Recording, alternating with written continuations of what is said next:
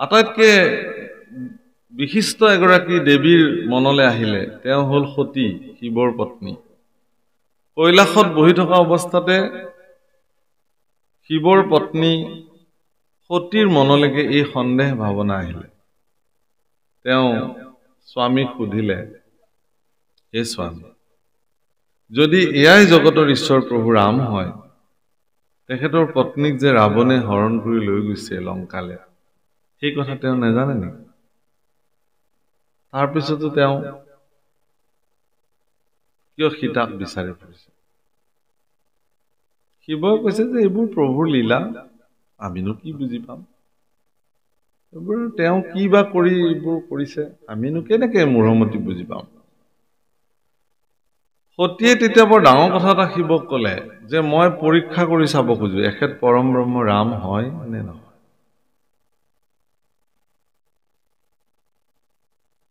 ব'লা স্বামী, আমি দুয়োজনে লগ লাগি পৰীক্ষা কৰি চাম। শিৱই বোলে মই নাযাওঁ পৰীক্ষা কৰিবলৈ,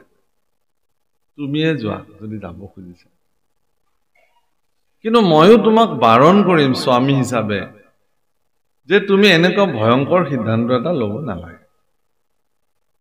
প্ৰভুৰ কাৰ্যক পৰীক্ষা কৰাৰ কোনো প্ৰয়োজনীয়তা নাই, গতিকে তুমি নালাগে যাও। কৈছে নহয় মই যাম, আৰু তুমিও মোৰ লগত আহা স্বামী। শিৱই কৈছে মই এই বটবৃক্ষৰ তলত বহিলো, তুমি যোৱা পৰীক্ষা। আৰু সতীয়ে কৈছে তুমি কিয় নোযোৱা? কৈছে যাৰ বেমাৰ লাগে সিহে ঔষধ বিচাৰি যায়, মোৰতো বেমাৰ লগা নাই, বেমাৰটো তোমাৰ লাগিছে। এই যিটো সন্দেহৰ বেমাৰ তোমাৰ উপজিছে মনত, মোৰ কিন্তু এনেকুৱা সন্দেহৰ বেমাৰ নাই। ঈশ্বৰ পুৰুষে যি কাৰ্য সম্পাদন কৰে সেই কাৰ্য মংগলৰ কাৰণে কৰে। মংগল ভৱন মংগল হাৰি দ্ৰৱহুসু দশৰথ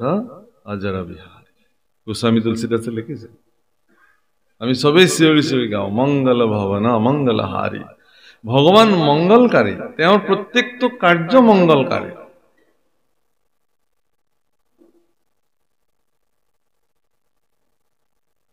যদি গুৰু গৃহৰ পৰা শিক্ষা দীক্ষা গ্ৰহণ কৰি প্ৰভু ৰাম যদি আহি ৰজা হলহেঁতেন, বিয়া বাৰু পাতি, ঈশ্বৰৰ কাৰ্য সিমানতে শেষ হলহেঁতেন, মানুহে আৰু তেওঁক লৈ কথা কবলগীয়া একো নাথাকিলে। ৰামৰ চৰিত্ৰক আগুৱাই লৈ যোৱাৰ কাৰণে এগৰাকী নাৰীয়ে বিশেষ ভূমিকা গ্ৰহণ কৰিলে। মনত ৰাখিব, আজি আইসকলৰ সংখ্যা বেছি আছে, মই সেইকাৰণে কৈছো যে জাগতিক জগতত মংগল কাৰ্যত আইসকলৰ ভূমিকা কি? মংগলজনক ভূমিকা। এগৰাকী মাতৃয়ে ভগৱানৰ কথা আগুৱাই লৈ যাবৰ কাৰণে ভূমিকা গ্ৰহণ কৰিলে। প্ৰথম মাতৃগৰাকী কোন আছিল ভগৱানৰ কথা আগুৱাই নিবৰ কাৰণে? তেওঁ তাৰকা, এগৰাকী ৰাক্ষসী। যদি তাৰকাই সেই দণ্ডকাৰণ্যত যদি তেওঁ উপদ্ৰৱ নকৰিলেহেঁতেন, ঋষিসকলৰ ঋষি কাৰ্যক যদি তেওঁ বাধাগ্ৰস্ত নকৰিলেহেঁতেন, তেতিয়াহ'লে বিশ্বমিত্ৰই কেতিয়াও দশৰথৰ ওচৰলৈকে সহায় বিচাৰি নাহিলেহেঁতেন ৰামচন্দ্ৰ। আপোনালোকে এইটোও জানি থওক যে তাৰকাৰ নিচিনা 1000 অসুৰ নিধন কৰিব পৰাৰ ক্ষমতা অকল বিশ্বমিত্ৰৰে আছিলে। তাৰপিছতো বিশ্বমিত্ৰ কিয় দশৰথৰ ওচৰলৈকে আহিলে? আপোনালোকে জানে সকলোৱে যে অত্যন্ত ক্ৰোধী ঋষিগৰাকীৰ ভিতৰত 1 নম্বৰতে বিশ্বমিত্ৰৰ নাম আহে, 2 নম্বৰতে জামদগ্নি ৰাম অৰ্থাৎ পৰশুৰামৰ নাম আহে, তাৰপিছত দুৰ্বাসাৰ নাম আহে। আচ্ছা, এওঁলোক বেদজ্ঞ ঋষি, এওঁলোক পৰম শাস্ত্ৰজ্ঞ, শস্ত্ৰজ্ঞ। তেওঁলোকে শাস্ত্ৰ আৰু শস্ত্ৰ মানে শাস্ত্ৰ যেনেকে তেওঁলোকে জানে, অস্ত্ৰবিদ্যাও তেওঁলোকে জানে, পাৰ্গত, পৰম পৰাক্ৰমী বীৰ পুৰুষ তেওঁলোক। তেওঁলোক কিয় ইমান ক্ৰোধী? প্ৰভুসকল মনত ৰাখিব, ক্ৰোধ সেইসকলে কৰিব পাৰে যিসকলে ক্ৰোধক নিয়ন্ত্ৰিত কৰি ৰাখিব পাৰে। যদি ক্ৰোধক নিয়ন্ত্ৰণ কৰিব পৰা কাৰোবাৰ ক্ষমতা নাই তেতিয়াহ'লে তেওঁৰ মস্তিষ্কত উৎপন্ন হোৱা ক্ৰোধে তেওঁক বিনাশৰ ফালে লৈ গুচি যায় মনত ৰাখিব এই কথা বিশ্বমিত্ৰক ঋষিসকলে কৈছিলে যে হে গুৰুদেৱ তুমিতো ইচ্ছা কৰিলে তাৰকাক বা সুবাহু মাৰিছক তুমিতো নিধন কৰি দিব পাৰা কৰি দিয়া আমি শান্তিৰে যাতে যজ্ঞ সম্পাদন কৰিব পাৰোঁ কিন্তু বিশ্বমিত্ৰে কি ক'লে যে মই জগত কল্যাণৰ কাৰণে যি আৰ্ষ সিদ্ধান্ত গ্ৰহণ কৰিছো সমস্ত বিশ্বক আৰ্য সভ্যতাৰ দ্বাৰা কৃণ্যন্তু বিশ্বম আৰ্য আৰ্য কৰিবৰ কাৰণে সভ্য কৰিবৰ কাৰণে সনাতনী পৰম্পৰা বিস্তাৰিত কৰিবৰ কাৰণে সাধনা শক্তিৰ দ্বাৰা সমস্ত জগতক কল্যাণকাৰী কৰিবৰ কাৰণে মই যি যজ্ঞ ইয়াতে আৰম্ভ কৰিছো এই যজ্ঞ কাৰ্যত যদি কৰি যেতিয়ালৈকে যজ্ঞ কাৰ্যৰ পূৰ্ণাহুতি নহয় তেতিয়ালৈকে মোৰ মনত যদি কিঞ্চিত মানো ক্ৰোধ উৎপন্ন হয় তেতিয়ালে যজ্ঞত মোৰ সফল নহব নোৱাৰে প্ৰভুসকল যজ্ঞ মানে কেৱল কাঠখৰিত ঘি ঢালি পেলাই কৰা যজ্ঞই যজ্ঞ নহয় কিন্তু আপুনি যদি নাম জপ কৰিছে হিউ যজ্ঞ আপুনি ঘৰত যে ৰন্ধা বঢ়া কৰে হিউ যজ্ঞ আপুনি যে কৃষ্ণ চিন্তন কৰিছে হিউ যজ্ঞ আপুনি যদি দৰিদ্ৰৰ কল্যাণৰ কাৰণে জীৱনত কিবা ব্ৰত সাধন কৰিছে হিউ আপোনাৰ কাৰণে যজ্ঞ আপুনি যদি নাম সংকীৰ্তন সমাপ্ত কৰিবৰ কাৰণে নাম সংকীৰ্তনৰ ব্যৱস্থা কৰিছে হিউ যজ্ঞ যজ্ঞ শব্দৰ অৰ্থটো কি হ'ল কল্যাণকাৰী কাৰ্য তাকে যজ্ঞ বোলে হি অগ্নিহোত্ৰ যজ্ঞ হ'ব পাৰে কল্যাণকাৰী যজ্ঞ হ'ব পাৰে নাম যজ্ঞ হ'ব পাৰে ভাগৱত আজিতো ভাগৱত যজ্ঞ চলি আছে ইয়াত এই ভাগৱত যজ্ঞ কৰিবৰ কাৰণে দিচিয়াল গাঁওবাসী ৰাইজে সংকল্প লৈছে যদি উদ্যোক্তাসকলৰ কাৰ্যত যদি বিঘ্নিত হৈ যায় তেওঁলোকৰ মানসিক চিন্তাত যদি ক্ৰোধ আহে বিসংগতি আহে তেতিয়াহ'লে এই যজ্ঞ সফলভাৱে সমাপ্ত নহ'ব গতিকে এই যজ্ঞ পূৰ্ণাহুতি হ'বৰ কাৰণে সফল হ'বৰ কাৰণে তেওঁলোকে যি সংকল্প গ্ৰহণ কৰিছে সেই সংকল্পত তেওঁলোকে যিকোনো পৰিস্থিতি প্ৰতিকূল পৰিস্থিতিক তেওঁলোকে নিয়ন্ত্ৰিত কৰিব পৰাকে তেওঁলোক স্থিৰ আৰু স্থিতপ্ৰজ্ঞ হৈ তেতিয়ালৈকে থাকিব লাগিব যেতিয়ালৈকে এই কাৰ্য পূৰ্ণাংগ ৰূপত সমাপ্ত নহয় সেইকাৰণে বিশ্বমিত্ৰ ঋষিয়ে সম্পূৰ্ণ ক্ৰোধক নিয়ন্ত্ৰিত কৰি তেওঁ দশৰথৰ ওচৰলৈকে আহিছে বাপসকল আমাৰ যিবিলাক ভাওনা কৰা হয় তাত বিশ্বমিত্ৰৰ চৰিত্ৰ যেতিয়া উপস্থাপন কৰে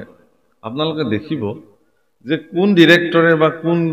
পৰিচালকসকলে এইটো কৰে মই নাজানো একদম আৰম্ভণিৰ পৰা এটা ক্ৰোধী এগৰাকী ঋষি হিচাপে তেওঁ উপস্থাপন কৰাবলৈ যত্ন কৰে কিন্তু নহয় আপুনি চাব যেতিয়া দশৰথৰ ওচৰলৈকে তেওঁ আহিছিলে বিশ্বমিত্ৰ দশৰথক কৈছিলে যে মোক সহায় লাগে মোৰ যজ্ঞ কাৰ্য সুসম্পাদিত কৰিবৰ কাৰণে আৰু এই সহায় তোমাৰ পুত্ৰই কৰিব ৰামচন্দ্ৰক মোক লাগে দশৰথে তেওঁৰ পুত্ৰ মোহত থাকি তেওঁৰ পুত্ৰৰ সলনি তেওঁ নিজেই যাম বুলি ক'লে তেতিয়া বিশ্বমিত্ৰই ক'লে যে হে দশৰথ তোমালোকৰ কুল আৰু বংশত আজিলৈকে যোনে যি বাক্য দিছে সেই বাক্য পালন কৰিবৰ কাৰণে প্ৰযত্ন কৰিছে তুমি একমাত্ৰ ৰজা হবা যিয়ে বাক্য দি পেলাই বাক্য ৰাখিব নোৱাৰা গতিকে মই যাওঁ এই বুলি উঠিব লওঁতে বশিষ্ঠই কৈছে যে আপুনি বহক আৰু দশৰথক বুজাইছে যে শ্ৰী ৰামৰ কল্যাণৰ কাৰণেহে তেওঁ ৰামক বিচাৰি আহিছে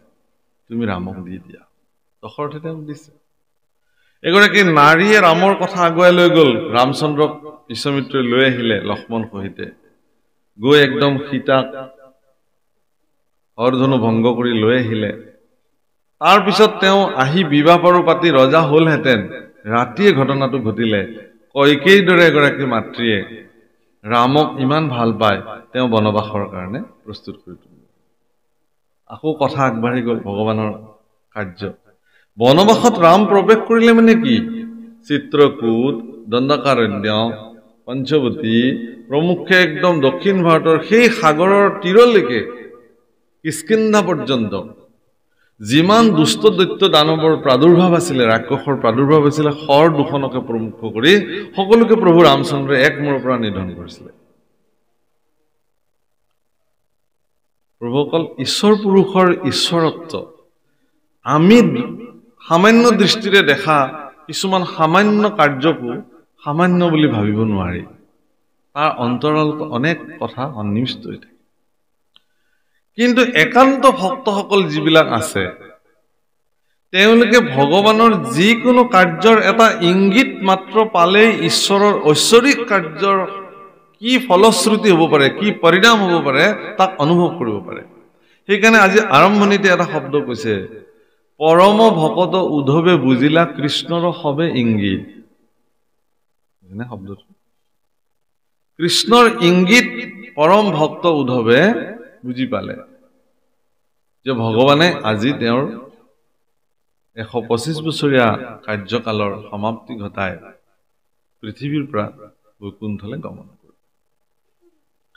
এই 125 বছৰ কালত ভগৱানে পৃথিৱীত থাকি কংস সানু জৰাসন্ধৰ দৰে পৰম শক্তিশালী দানৱসকলক তেওঁ নিধন কৰিছে পুতনাৰ পৰা আৰম্ভ কৰি তৃণাৱৰ্ত অঘাসুৰ বকাসুৰ অংশচুৰকে প্ৰমুখ কৰি এক মূৰৰ পৰা তেওঁ সকলোকে নিধন কৰি পৃথিৱীক সন্তসকলৰ কাৰণে এৰি দিছে পুনঃ ধৰ্মৰ প্ৰতিষ্ঠা কৰিছে পৰিত্ৰাণায় সাধূনাম বিনাশায় চ দুষ্কৃতাম ধৰ্ম সংস্থাপনাৰ্থায় সম্ভৱামি যুগে যুগে আৰু আজি তেওঁৰ ঈশ্বৰত্ব প্ৰকাশ পাব ক'ত যে তেওঁ যিখিনি কথা উদ্ধৱৰ কাৰণে আগবঢ়াব মই এইকাৰণে ঈশ্বৰত্ব প্ৰকাশ পাব বুলি কৈছো যে উদ্ধৱলৈ যিখিনি কথা ভগৱন্ত পুৰুষে আগবঢ়াব সেই কথাখিনি মানৱ জীৱনৰ প্ৰত্যেকগৰাকী মানুহে পালন কৰিবলগীয়া এক বিশেষ পথ মাৰ্গ উদ্ধৱে কৈছে যে তুমি জগতৰ স্বামী সেইকাৰণে ঋষি খাপ তুমি ব্যৰ্থ নকৰিলা কিয় ক'লে এইটো কথা উদ্ধৱে ইয়াৰ আগত এটি বিশেষ পৰিঘটনা ঘটিছে তাৰ প্ৰাসংগিকতাত উদ্ধৱে এই কথাখিনি আনিছে পিতামহ ভীষ্মই পঞ্চপাণ্ডৱক নিধন কৰিবৰ কাৰণে 5 পাত অব্যৰ্থ বাণ তেওঁ সাঁচি ৰাখিছিল যি 5 পাত বাণৰ দ্বাৰা 5 পাণ্ডৱক তেওঁ নিধন কৰিব পাৰে কিন্তু ভগৱন্ত পুৰুষে অত্যন্ত কৌশল কৰি অৰ্জুনৰ দ্বাৰা ৰাতিয়ে ভীষ্মৰ শিবিৰৰ পৰা সেই 5 পাত বাণ লৈ আহিলে পিছদিনা দুৰ্যোধনে যেতিয়া তেওঁ ক'লে যে আজি কোন গৰাকী পাণ্ডৱ নিধন হ'ব এই কথাটো জানি পিতামহে যিদিনাখন কৈছিলে যে নহয় ইয়াতো কালি তুমি দায়িত্ব লৈছা বোলে মইতো দায়িত্ব লোৱা নাই যে তোমাৰ সাজ পোছাক পিন্ধি কোন আহিছিল মোৰ ওচৰলৈ বোলে অৰ্জুন আহিছিল আকৌ আৰে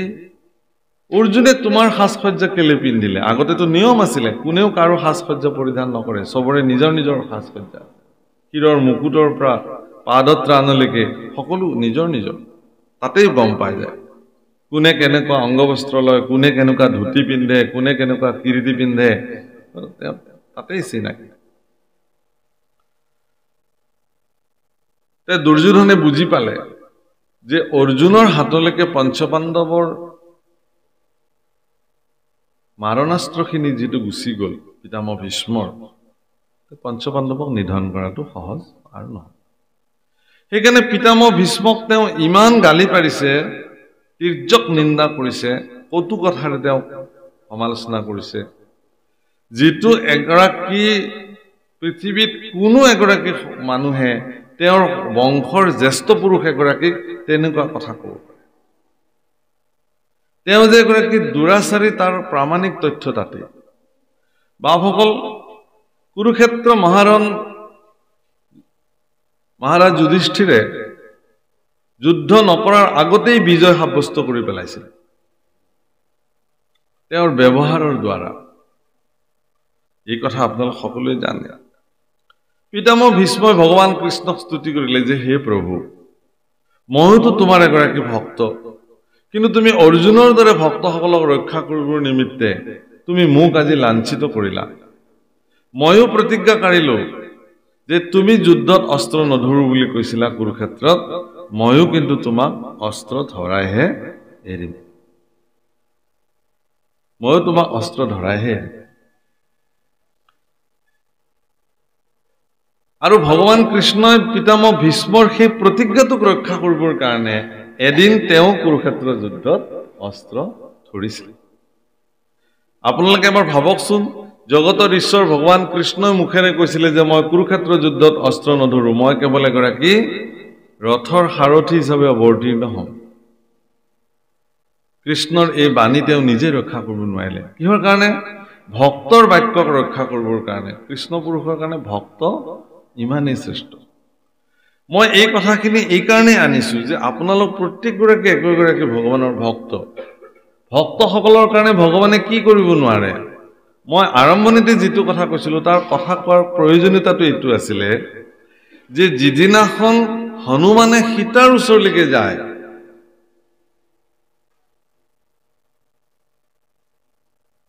আৰু সীতাক যেতিয়া ক'লে যে হে মা যদি তুমি অসুবিধা পাইছা তেতিয়াহ'লে মোৰ কান্ধত উঠা মই তোমাক লৈ যাওঁ প্ৰভু ৰামৰ ওচৰলৈকে তেতিয়া দেৱী সীতাই কথা কৈছিলে যে নহয় হে হনুমান তোমাৰ ওপৰত মোৰ বিশ্বাস আছে তুমি মোক লৈ যাব পাৰিবা কিন্তু মই এগৰাকী শালংকৃতা বৰনাৰী মোৰ স্বামীৰ অনুমতি অবিহনে কোনো পুৰুষৰ শৰীৰ মই স্পৰ্শ কৰিব নোৱাৰো সেইকাৰণেহে তোমাৰ কান্ধত উঠি মই মোৰ স্বামীৰ ওচৰলৈকে নাযাওঁ এবাৰ ভাবকচোন কেনেকুৱা মৰ্যাদাশালী আমাৰ ভাৰতবৰ্ষৰ নাৰীসকল বোলে বোলা বোলা সোনকালে তোমাৰ কান্ধত মই উঠো আৰু সোনকালে মোক লৈ বোলা এইটো কোৱা নাই কিন্তু যে মোৰ স্বামীৰ অনুমতি অবিহনে মই কোনো পৰ পুৰুষৰ শৰীৰ স্পৰ্শ কৰিব নোৱাৰো কাৰণে মই তোমাৰ লগত নাযাওঁ কিন্তু তুমি প্ৰভু মোৰ স্বামীক ক'বা তেওঁ যিমান পাৰে সোনকালে মোক ৰাৱণৰ কবলৰ পৰা উদ্ধাৰ কৰি লৈ যাওক কিন্তু তাৰ আগতে সীতাই এটা ডাঙৰ কথা কৈছে যে হে হনুমান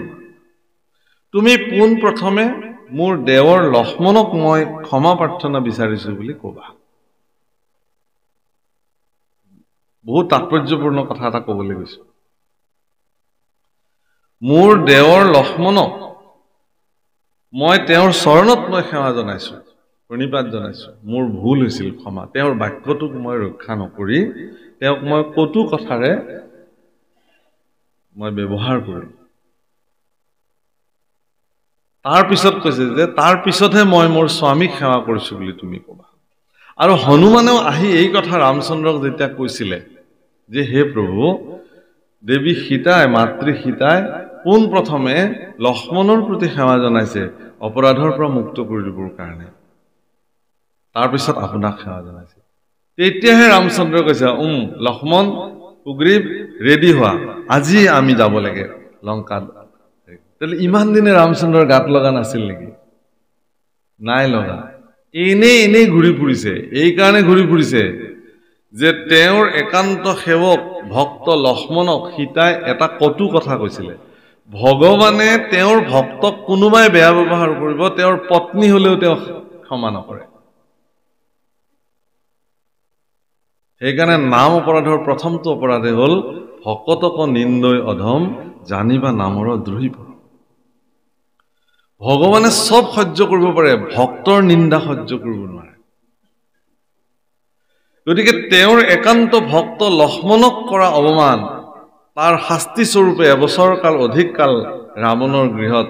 সীতা থাকিব লগা হ'ল ৰামে তেওঁ উদ্ধাৰ কৰিবলৈ যোৱা নাছিল যেতিয়া গম পালে যে তেওঁ অনুশোচনা কৰিছে তেতিয়া তেওঁ উদ্ধাৰ কৰিবৰ কাৰণে প্ৰস্তুত হৈছে অম্বৰীষক যেতিয়া দুৰ্বাসাই অপমান কৰিছিল অম্বৰীষৰ নিৰাপত্তাত থকা ভগৱানৰ সুদৰ্শন চক্ৰই যেতিয়া দুৰ্বাসাক খেদি লৈ ফুৰিছিল তেতিয়া সমস্ত ত্ৰিভুৱন দৌৰি এটা সময়ত দুৰ্বাসাই আহি পেলাই ভগৱান কৃষ্ণৰ চৰণত পৰিছিল ত্ৰাহিমা মধুসূদনম হে মধুসূদন তুমি মোক ৰক্ষা কৰা কিয় যে তোমাৰ সুদৰ্শনক তুমি কোৱা নহলে ই মোক কাটি টুকুৰা টুকুৰি কৰিব তেতিয়া ভগৱান কৃষ্ণই কৈছিল যে মই আকৌ একো ক'ব নোৱাৰিম তুমি যিজন মোৰ ভক্তক অপমান কৰিছা তেওঁৰ ওচৰলৈ যোৱা তেওঁ যদি ক্ষমা কৰি দিয়ে তেতিয়াহ'লে মোৰ সুদৰ্শনে তোমাৰ একো নকৰে দুৰ্বাসা পুনৰ উভতি আহি পুনৰ ভগৱানৰ ভক্ত অম্বৰীষক তেওঁ কি কৰিছে প্ৰণিপাত জনাইছে অপৰাধ মাগিছে তাৰপিছত সেইকাৰণে কোনো কাৰণত প্ৰভুসকল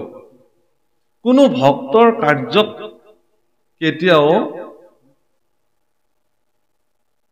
নিন্দাসূচক বাক্য কেতিয়াও দিব নালাগে মই যিটো মাৰ্গেৰে গৈ আছো এইটোৱে শুদ্ধ সৎ ৰাস্তা বাকি অন্যসকলে যিটো ৰাস্তাৰে গৈ আছে সেইটো শুদ্ধ সত্য নহয় এনেকুৱা মনোবৃত্তি কেতিয়াও ল'ব নালাগে ভগৱানক কোনে কেনেকে ভজনা কৰি পাইছে এই কথা আপুনি মই নাজানো ভাৰতবৰ্ষৰ আজিৰ তাৰিখত এটা বিশেষ অনুষ্ঠান চলি আছে আপোনালোকে সকলোৱে জানে শুনি আছে তীৰ্থৰাজ প্ৰয়াগত কুম্ভ মেলা চলি আছে এই মুহূৰ্তত কেতিয়াৰ পৰা আৰম্ভ হৈছে মাঘৰ সংক্ৰান্তিৰ পৰা অৰ্থাৎ মকৰ সংক্ৰান্তিৰ পৰা কুম্ভ মেলা আৰম্ভ হৈছে মহাশিৱৰাত্ৰিৰ দিনা কুম্ভ মেলাৰ সমাপ্তি প্ৰায় ৪৫ দিনীয়া এটা পৰিক্ৰমা তাত সমগ্ৰ ভাৰতবৰ্ষৰ ঋষি মুনি ভক্ত সন্ন্যাসী সকলোবিলাক তালৈকে গৈছে তাত গৈ আছে তাত গোটেই কেইদিন তাত থাকিব তেওঁলোক স্নান পান কৰি তেওঁলোকৰ সাধনা তেওঁলোকে কৰিব এইটো কল্পবাস বুলি কয় কল্পবাস ব্ৰত বুলি কয় কল্পবাস মানে হল যে কলি যুগৰ বয়স হল ৪,৩২,০০০ বছৰ দাপৰ যুগৰ বয়স ৮,৬৪,০০০ মানে কলিৰ দুগুণ ত্ৰেতাৰ যুগৰ বয়স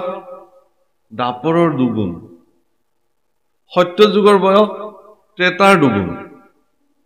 এই গোটেইখিনি বয়স লগ কৰিলে এক মহাযুগ বোলে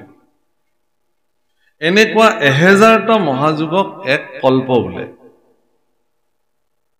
অৰ্থাৎ কুম্ভ মেলা সেই ৪৫ দিনীয়া পৰিক্ৰমাত যিসকলে কল্পবাস কৰিব তাত তেওঁলোকে নিজৰ নিজৰ যিসকলে সাধনা কৰিব সেই সাধনাত এক কল্প সাধনা কৰাৰ যিমান পুণ্য ফল তাত প্ৰাপ্তি হয় সেইকাৰণে যায় বহুতে প্ৰশ্ন কৰে যে তাত কি কৰিব গৈ পেলাই তাত কিবা নিৰ্দিষ্ট ধৰ্ম সাধন কৰাৰ ব্যৱস্থা আছে নেকি নাই তাত প্ৰত্যেক ভকতে নিজৰ নিজৰ যি সাধনা আছে সেয়া কৰিব তাত কোনেও কাকো বাধাও নিদিয়ে কোনেও কাকো জোৰ জুলুমো নকৰে শৈৱসকলে গৈ তাত শিৱ আৰাধনা কৰিব বৈষ্ণৱসকলে গৈ বৈষ্ণৱৰ আৰাধনা কৰিব কৰ্মকাণ্ডীসকলে পূজা পাতাল কৰিব আৰু এইবাৰ সৌভাগ্য মৰ্মে অসমৰ পৰা এটি দল কুম্ভ মেলালৈকে আমন্ত্ৰিত হৈছে মানে তালে আমন্ত্ৰিত মানে কোনেও তাত আমন্ত্ৰণ কৰিব নালাগে আসলে নিজে যাব লাগে আৰু ভালেমান উত্তৰ পূৰ্বাঞ্চলৰ সত্ৰাধিকাৰকে প্ৰমুখ কৰি জাতি জনগোষ্ঠীয় ধৰ্ম গুৰুসকল ইতিমধ্যে তালৈকে যাত্ৰা কৰিছে সৌভাগ্যৰ বিষয়টো এইটোৱেই যে এইবাৰ পোন প্ৰথমবাৰৰ কাৰণে কুম্ভ মেলাত প্ৰয়াগ তীৰ্থ প্ৰভুকল মনত ৰাখিব তাত কি নদী সংযুক্ত হৈছে যমুনা সৰস্বতী আৰু গংগা অৰ্থাৎ যি সৰস্বতী নদীৰ পাৰতে ভাগৱতৰ জন্ম হৈছিল সৰস্বতী নদীতে সেইকাৰণে সৰস্বতী জ্ঞানৰ প্ৰতীক আৰু গংগাৰ পাৰত ৰামৰ সভ্যতা সংস্কৃতি উন্মুক্ত হৈছে আৰু যমুনাৰ পাৰত কৃষ্ণ সংস্কৃতিৰ উন্মুক্ত হৈছে গতিকে তিনিওটা সংগমস্থল য'ত ত্ৰিবেণী সংগম বুলি কয় বেনী মানে আচলতে আমাৰ আইসকলে যে চুলি গাঠে বেনী তাত আপোনালোকে চাবচোন চুলিখিনিক তিনিটা ভাগ কৰি লয় আৰু সেই তিনিটা ভাগ কৰি লৈ যেতিয়া বেনীডাল গুঠি আহে তেতিয়া আপুনি জিফালৰ পৰাই নাচাওক কিয় তাত মাত্ৰ দুকুচা চুলিহে দেখা যায় দুটা ধাৰা দেখা যায় তিনিটা ধাৰা নেদেখে ঠিক ত্ৰিবেণী সংগমতো গংগা যমুনা সৰস্বতী তিনিটা নদী লগ লাগিছে যদিও দুটা জলধাৰাহে আপুনি দেখিবলৈ পাব তাত গতিকে সেই ত্ৰিবেণী সংগমৰ তৎপৰত কুম্ভ মেলা আৰম্ভ হৈছে তাত এইবাৰ আমাৰ অসমৰ সভ্যতা সংস্কৃতিৰ প্ৰতীক মহাপুৰুষ শ্ৰীমন্ত শংকৰদেৱৰ আদৰ্শেৰে তাত বিশাল নামঘৰ প্ৰতিষ্ঠা কৰা হৈছে গুৰু আসন প্ৰতিষ্ঠা কৰা হৈছে সম্পূৰ্ণ আমাৰ নিজস্ব বিধি ব্যৱস্থাৰ দ্বাৰা নিত্য প্ৰসংগ হৈ আছে বৰগীত ভাওনা গুৰু বন্দনা তাৰ মুখৰিত হৈ আছে তাত আমাক কোনো অন্য ধৰ্ম ব্যৱস্থাই তাত আমাক প্ৰভাৱিত কৰিব নোৱাৰে আমি প্ৰয়াস কৰিম যে শংকৰ মাধৱৰ যি সংস্কৃতি সেই সংস্কৃতি আমি তাত প্ৰদৰ্শন কৰি সৰ্বভাৰতীয় পৰ্যায়ৰ অন্যান্য সন্তসকলেও আমাৰ অসম বা উত্তৰ পূৰ্বাঞ্চলত যি ধৰণে ধৰ্ম ব্যৱস্থা প্ৰৱৰ্তি আছে গুৰুজনাৰ দ্বাৰা আদৰ্শ সেয়া তেওঁলোকে দেখক চাওক উদ্দেশ্য এইটোহে আমি আৰু এইটোও ঠিক যে ভাৰতবৰ্ষৰ সনাতনী পৰম্পৰাটোই তেনেকুৱা কোনো পন্থক আজিলৈকে আমনি কৰা নাই সবে নিজৰ নিজৰ পন্থত নিজে নিজে আগবাঢ়ি গৈছে এইটো শ্ৰেষ্ঠ সমন্বয় আৰু এনেকুৱা বিশেষত্বতা কতো নাই পৃথিৱীত কোনো ধৰ্ম ব্যৱস্থাত নাই কেৱল আৰু কেৱল সনাতন মাৰ্গত আছে